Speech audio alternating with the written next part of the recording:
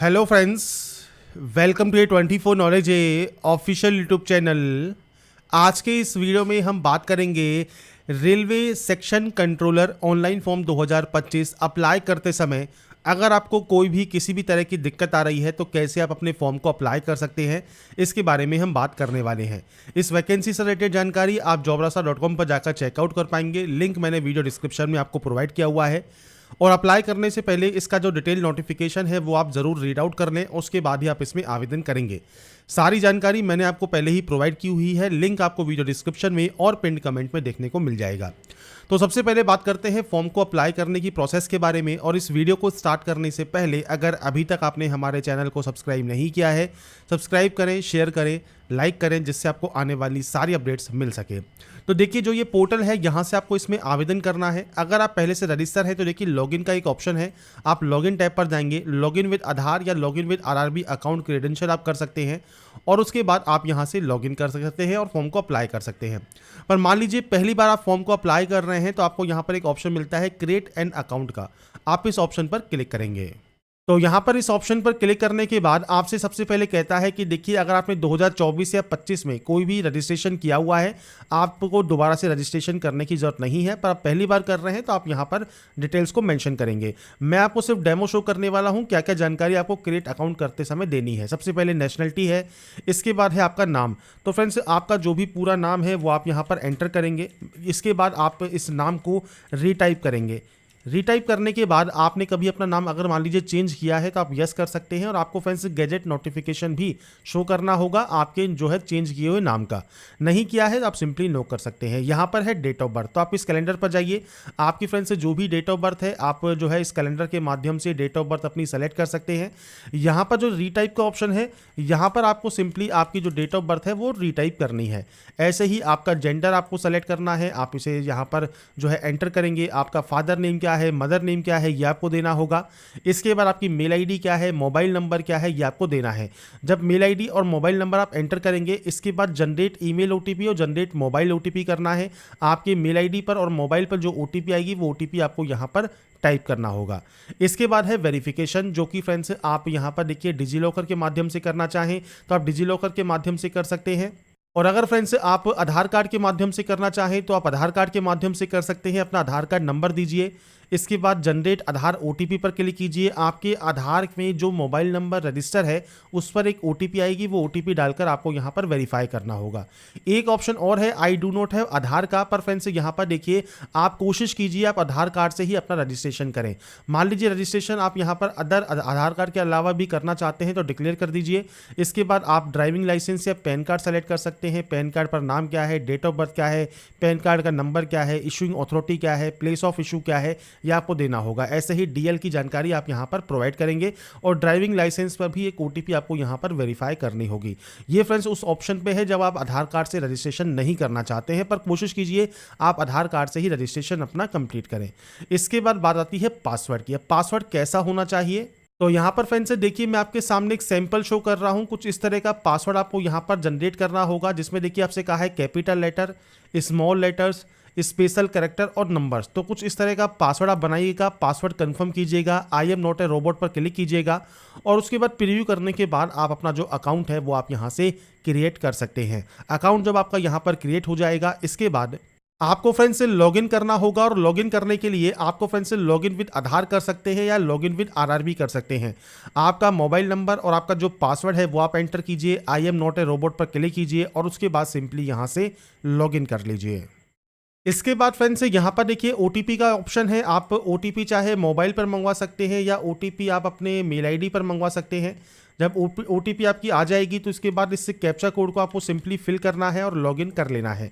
इसके बाद फ्रेंड्स आपके डैशबोर्ड पर आने के बाद आपको यहाँ पर एक ऑप्शन मिलता है ऑनलाइन एप्लीकेशन का, आप इस ऑप्शन पर क्लिक करेंगे और यहाँ पर CN04/2025 सेक्शन कंट्रोलर का आपको ऑप्शन मिलता है, जहाँ से आप अपनी आरआरबी सेलेक्ट कर सकते हैं जिसमें भी आपको फॉर्म को अप्लाई करना है। I am not currently debate पर और इसके अलावा आई एम कन्फर्म कि आपने आपका जो CN है नोटिफिकेशन है वो रीड आउट कर लिया है। आप इस ऑप्शन पर क्लिक करेंगे और उसके बाद नेक्स्ट स्टेप पर क्लिक कर देंगे। इसके बाद फ्रेंड्स आपका देखिए जो फॉर्म है वो स्टार्ट हो जाएगा। सबसे पहले मैरिटल स्टेटस ऑप्शन है जो कि आप सेलेक्ट करेंगे। आपका रिलीजन आपको सेलेक्ट करना होगा। आपका मदर टंग आपको सेलेक्ट करना होगा। इसके बाद आप जो है लैंग्वेज, किस लैंग्वेज में अपना एग्ज़ाम देना चाहते हैं वो आपको सेलेक्ट करना होगा। आपका परमानेंट विजिबल मार्क, अब देखिए ये कोई भी कट का निशान है, कोई मोल है या कोई बर्न का निशान है आपके चेहरे पर, हाथ पर, पैर पर, आप उसकी जानकारी दे सकते हैं। अगर नहीं है तो आप नो मार्क की एंट्री कर सकते हैं। इसके बाद आता है कम्युनिटी। अब सबसे पहले जनरल का बात करते हैं। जनरल में कोई भी ऑप्शन नहीं आता आपको फ्रेंड्स, यहाँ पर सिंपली नेक्स्ट ऑप्शन पर जाना है। अगर आप ईडब्ल्यूएस कैटेगरी से बिलोंग करते हैं तो आपसे कहता है कि आपके पास जो सर्टिफिकेट है वो आपका फ्रेंड्स यहाँ पर देखिए 1/4/2025 के बाद का होना चाहिए। और जो फ्रेंड्स है यहाँ पर आपका जो इनकम सर्टिफिकेट है जो कि फ्रेंड्स है यहाँ पर लेटेस्ट होना ज़रूरी है। आपको friends I understand and agree पर क्लिक करना है। और ये ध्यान रखिएगा 16/9/2025 से पहले का आपके पास ये होना ज़रूरी है। आपसे कहा गया है closing date of the online application form for the CN date is 16/9/2025। पर फ्रेंड्स यहाँ पर देखिए जो डेट है वो हो सकता है यहाँ पर एक गलत शो कर रहा हो, क्योंकि फ्रेंड्स यहाँ पर लास्ट डेट इसकी अक्टूबर में है, पर 1 अप्रैल 2025 के बाद का ये होना ज़रूरी है।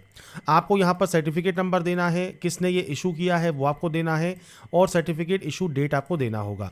ऐसे ही अगर बात करें ओबीसी की, तो ओबीसी का भी फ्रेंड्स आपके पास सेंट्रल गवर्नमेंट का सर्टिफिकेट होना चाहिए।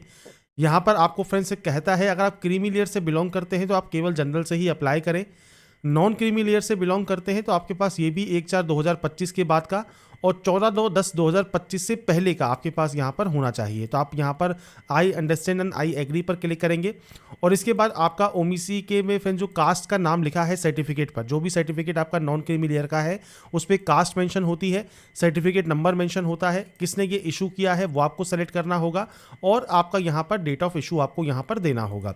अगर आप बिलोंग करते हैं SC या ST से तो आपके पास सेंट्रल गवर्नमेंट का ही सर्टिफिकेट होना चाहिए। इसमें कोई डेट नहीं होती है, अगर आपका ये पुराना भी है तो ये चल जाएगा। सेम कास्ट का नाम, कास्ट सर्टिफिकेट नंबर, किसने ये इशू किया है वो आपको यहाँ पर सेलेक्ट करना ज़रूरी रहता है, जो कि आपके सर्टिफिकेट पर जिनकी सील या मोहर होती है, डिजिटल साइन होते हैं, वो आपको बताना है किसने ये इशू किया है, किस स्टेट से इशू हुआ है वो आपको जानकारी देनी है, सर्टिफिकेट इशू डेट देना है। और यहाँ पर देखिए SC ST के लिए फ्री ट्रेवलिंग पास भी होता है, तो आप यहाँ पर यस कर सकते हैं। और यस करने पर आपका नियरेस्ट रेलवे स्टेशन आपको बताना है, और आपका जो सेंट्रल गवर्नमेंट कास्ट सर्टिफिकेट है वो आपको PDF फॉर्मेट में यहाँ पर अपलोड भी करना होगा। तो ये आपके कास्ट कैटेगरीज के ऑप्शन आते हैं जो कि आपको यहाँ पर अपलोड करने हैं। इसके बाद आपके सामने फ्रेंड्स आता है ऑप्शन आपके एड्रेस का। तो फ्रेंड्स यहाँ पर देखिए मैंने सिर्फ डेमो शो किया हुआ है। आपका पूरा एड्रेस, आपका स्टेट कौन सा है, डिस्ट्रिक्ट कौन सा है, एड्रेस क्या है, आपकी सिटी कौन सी है, पिन कोड क्या है, ये आपको देना है। अगर ये सेम है तो आप सेमस पर टिक कर सकते हैं, जैसे यहाँ पर टिक हुआ है तो ये कॉपी हो जाता है। अगर ये अलग अलग है तो आप अलग अलग एंट्री भी कर सकते हैं। तो बेसिक ऑप्शन है जो कि आपको एंटर करने हैं। इसके बाद सेव एंड नेक्स्ट आपको यहाँ से डाटा को कर देना है। इसके बाद फ्रेंड्स यहाँ पर देखिए नेक्स्ट ऑप्शन अब आपका आएगा अदर डिटेल्स का। सबसे पहले एक्स सर्विसमैन क्राइटेरिया से अगर आप बिलोंग करते हैं तो आपका डिफेंस सर्विस कौन सा है, आपकी रैंक क्या है, डेट ऑफ एंट्री क्या है। अगर आप स्टिल वर्किंग है तो आप यस कर सकते हैं, और आपका टेंटेटिव या एक्सपेक्टेड डेट डिस्चार्ज का आपको देना होगा। अगर आप स्टिल वर्किंग नहीं है तो आपका डेट ऑफ डिस्चार्ज आपको देना है, रीज़न ऑफ डिस्चार्ज आपको देना है, डिस्चार्ज होने पर आपको एक सर्टिफिकेट नंबर मिलता है वो आपको देना होगा, और आपने री एम्प्लॉयमेंट अगर ले लिया है तो आप यस कर सकते हैं, नहीं लिया है तो आप यहाँ पर नो करेंगे। तो एक्स सर्विसमैन से रिलेटेड ऑप्शन है जो कि आपको फिल करने हैं, नहीं तो आप यहाँ पर नो करेंगे। PH कैटेगरी में अगर आप यहाँ पर यस करते हैं तो टाइप ऑफ डिसेबिलिटी कौन सी है वो आपको सेलेक्ट करना होगा, सब टाइप ऑफ डिसेबिलिटी कौन सी है वो आपको सेलेक्ट करना है, परसेंटेज ऑफ डिसेबिलिटी, PH का सर्टिफिकेट नंबर, इशू डेट और आपका नंबर UDID का वो आपको देना ज़रूरी रहता है। अगर आप PH कैटेगरी से बिलोंग नहीं करते हैं आप नो कर सकते हैं। EBC कैटेगरी में आप आते हैं मान लीजिए तो आप यहाँ पर यस कर सकते हैं। बस ये ध्यान रखिएगा इसमें आपको कोई भी जॉब रिजर्वेशन नहीं मिलता है, ओनली फीस में कंसेशन आपको मिलता है। इसके लिए आपके पास जो है सर्टिफिकेट होना चाहिए, EBC सर्टिफिकेट हो या BPL कार्ड हो या इज्जत MST इशूड आपके पास हो, तो ही आप यहाँ पर जो है इसका लाभ ले सकते हैं। तो आपको जानकारी प्रोवाइड करनी होती है, नहीं तो आप यहाँ पर भी नो करेंगे। एम्प्लॉई है इंडियन रेलवेज में तो आप यस कर सकते हैं। अब आपके पास यहाँ पर आपने NOC के लिए अप्लाई किया है, आपकी कैटेगरी कौन सी है, किस कैटेगरी में आप वर्क करते हैं, प्लेस ऑफ वर्किंग क्या है, इसके अलावा जोन कौन सा है, जिस जोन में आप वर्किंग करते हैं जानकारी आप दे सकते हैं, नहीं है तो आप सिंपली नो कर देंगे। इसके अलावा फ्रेंड्स आपका देखिए करंट एम्प्लॉयमेंट है, जैसे आपका सेंट्रल गवर्नमेंट में आप वर्किंग करते हैं, स्टेट गवर्नमेंट में वर्किंग करते हैं, PSU में वर्किंग करते हैं तो अपनी जानकारी आप प्रोवाइड कर सकते हैं, नहीं करते हैं तो आप नॉट एप्लीकेबल करेंगे। ये आपके रेलवे एप्लीकेंट के लिए है, बाकी अदर जो रेलवे एम्प्लॉयज़ के अलावा बाकी अदर एम्प्लॉयमेंट है उसके लिए ऑप्शन आपका आता है। तो बेसिक ऑप्शन है जो कि आप यहाँ पर फिल करने वाले हैं। इसके बाद आता है bank detail for refund of fees का। तो फ्रेंड्स यहाँ पर जो आप रकम देंगे, जैसे 500 रुपये है तो उसमें 400 रुपये, और जो 250 रुपये फीस कैंडिडेट देंगे उनके लिए 250 रुपये। आपका जो रिफंड होगा वो किस बैंक अकाउंट में आपको चाहिए, उसके लिए आपको अकाउंट होल्डर नेम, आपका फ्रेंड्स अकाउंट नंबर, आपका IFSC कोड आपको देना होगा। ये सारी जानकारी बैंक की पासबुक के फर्स्ट पेज पर आपको देखने को मिल जाती है। आप उसके अकॉर्डिंग जानकारी को एंटर कर सकते हैं। इसके बाद आप सेव एंड नेक्स्ट कर देंगे। इसके बाद आता है अब आपका क्वालिफिकेशन। अब देखिए क्वालिफिकेशन में आपको अगर यहाँ पर देखना है तो फ्रेंड्स यहाँ पर ग्रेजुएट डिग्री आपके पास यहाँ पर होनी चाहिए। अगर आप डिग्री पास आउट हैं तो आप इस पोस्ट के लिए जो है आवेदन यहाँ पर कर सकते हैं। तो सबसे पहले यहाँ पर इस ऑप्शंस में से आपको सबसे पहले 10th की एंट्री करनी है। तो आपको यहाँ पर देखिए 10th का जो स्टेट, किस स्टेट से आपने पास किया है, किस डिस्ट्रिक्ट से पास किया है, बोर्ड का नाम क्या है, डेट ऑफ पासिंग क्या है, रोल नंबर क्या है, इसके अलावा आपका 10th का जो सर्टिफिकेट है उसका सीरियल नंबर क्या है, ये आपको देना होगा। इसके बाद आप इसे यहाँ से अपडेट कर सकते हैं। ऐसे ही अब आपको यहाँ पर डिग्री की जानकारी देनी है, तो यहाँ पर डिसिप्लिन आएगा बैचलर डिग्री।